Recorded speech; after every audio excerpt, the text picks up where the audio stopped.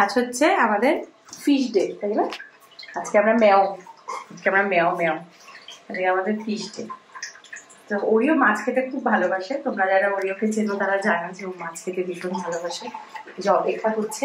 এর আগে যখন আমি মাছটাকে বেছে রেডি করছিলাম, কাটাগুলো আলাদা করছিলাম, তখন ও বসে বসে মাছের মাথা কাটা সব খেয়েছে বেড়ালের মতো।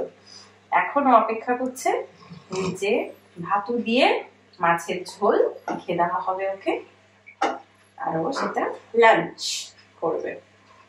তো অনেককেই আমি বলি যে মাছটা দেওয়ার চেষ্টা করো যদি তোমাদের বাড়ির পোষ্যটি মাছ খেতে ভালোবাসে, কারণ মাছে ওমেগা থাকে যেটা ওদের স্কিনের জন্য খুবই ভালো। আর অপেক্ষা করতে পারছেন, একটু জলই খেয়ে দিল।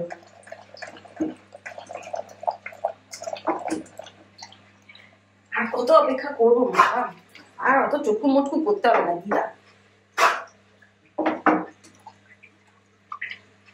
তবে ওর কিন্তু অনেকেই আমাকে বলেছে, মানে আমি আমার ভিডিওতেও বলেছিলাম ফুড অ্যাগ্রেশন।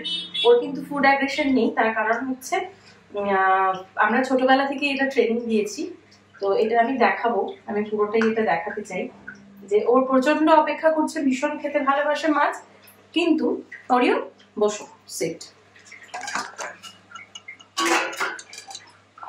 ওয়েট করবে। হ্যাঁ, ওয়েট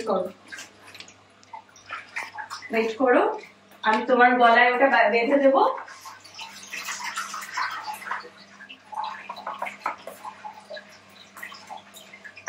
ছোট বেবি তো গলায় ন্যাপি পরে খাই আমরা, তাই না?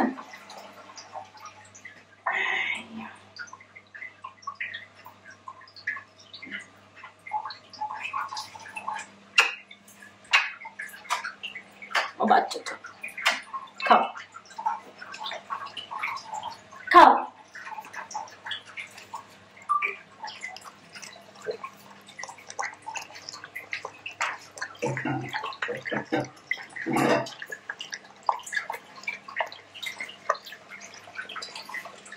খাও খাও।